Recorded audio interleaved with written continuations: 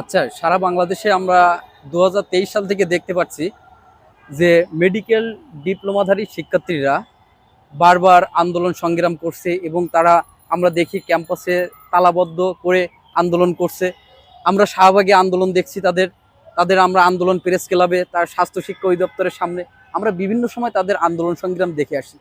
কিন্তু তারা কি নিয়ে আন্দোলন করে আসলে আসলে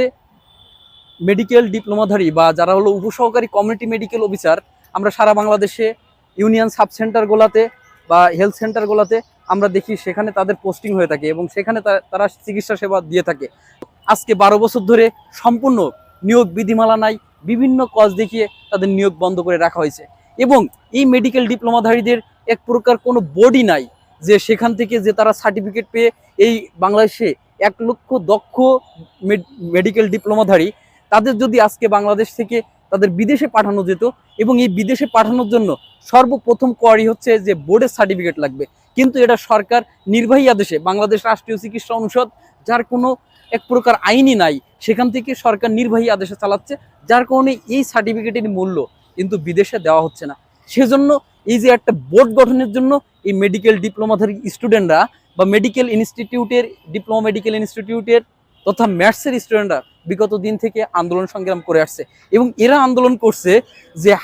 গ্রাজুয়েশন বা হায়ার এডুকেশনের জন্য। দেখেন, হায়ার এডুকেশন নিয়ে যদি এই মেডিকেল ডিপ্লোমাধারীরা ভালো কিছু করতে পারে তাহলে এই সরকারের সমস্যা কি? আজকে 46 বছর ধরে এই মেডিকেল ডিপ্লোমাধারীদের কোনো উচ্চশিক্ষার ব্যবস্থা নাই, সেজন্য এরা মাঠে দীর্ঘদিন থেকে ডে বাই ডে আন্দোলন সংগ্রাম করে আসছে এবং এরা আন্দোলন করছে কোর্স কারিকুলামের মান উন্নয়নের জন্য। আজকে যদি এই মেডিকেল ডিপ্লোমাধারীদের কোর্স কারিকুলামের মান আরও উন্নত হয় তাহলে অবশ্যই এরা গ্রামীণ স্বাস্থ্য যোদ্ধা হিসাবে এরা বাংলাদেশের স্বাস্থ্য খাতকে, স্বাস্থ্যসেবা, গ্রামীণ স্বাস্থ্যসেবারে উন্নত করে বাংলাদেশের স্বাস্থ্যসেবাটারে আরও অনেক উচ্চ পর্যায়ে নিয়ে যেতে পারবে এবং এরা অবশ্যই এরা গ্রামীণ পর্যায়ে স্বাস্থ্যসেবা যখন উন্নত করবে তখন এমনিতেই আমাদের যে টার্সিয়ারি লেভেল বা হচ্ছে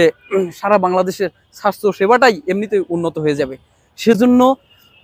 এই মেডিকেল ডিপ্লোমাধারীরা যখন এই যে 4টা দফা যৌক্তিক দাবি নিয়ে যখন এরা আন্দোলন সংগ্রাম করতে যায় তখন কিছু গ্রাজুয়েট চিকিৎসক বড় ভাই ও বোনেরা এবং স্যারেরা আমরা দেখি যে এদের যৌক্তিক দাবির বিরুদ্ধে তারা মাঠে নেমে পড়ে। আমি বুঝি না, বাংলাদেশে ডিপ্লোমা ইঞ্জিনিয়াররা এই তাদের 7 দফা দাবি নিয়ে আন্দোলন করছিল, কিন্তু হঠাৎ করে দেখি আমরা গ্রাজুয়েট ইঞ্জিনিয়াররা দেখি তাদের বিরুদ্ধে, তাদের দাবির বিরুদ্ধে তারা মাঠে নামে। আসলে ডিপ্লোমার জায়গায় ডিপ্লোমা এবং গ্রাজুয়েটদের জায়গায় গ্রাজুয়েট থাকা উচিত, কিন্তু যখন আমরা আগে দেখছি যে মেডিকেল ডিপ্লোমা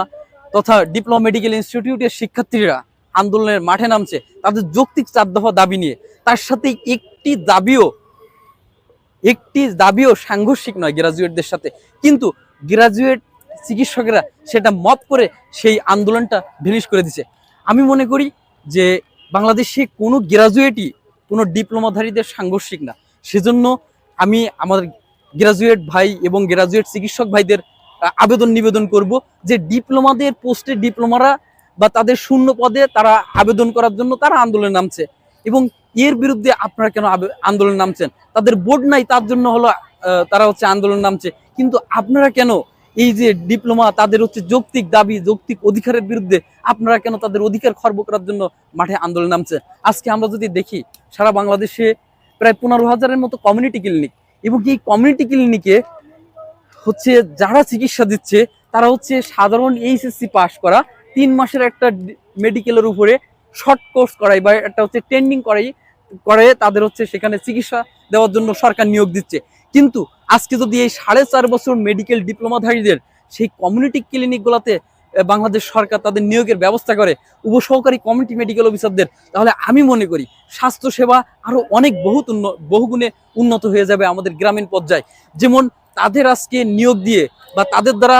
হচ্ছে চিকিৎসা সেবা দিয়ে যে ক্ষতিটার সম্মুখীন হচ্ছে, তারা পারছে না,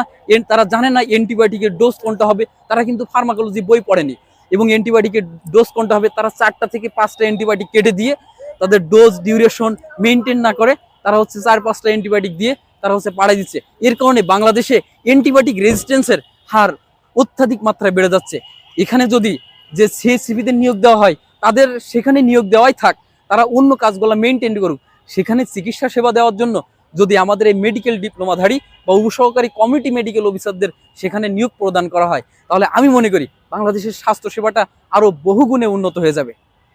সরকারের কাছে আবেদন করব যে এখানেই উপসহকারী কমিউনিটি মেডিকেল অফিসারদের কমিউনিটি ক্লিনিকে নিয়োগ প্রদান করা হোক।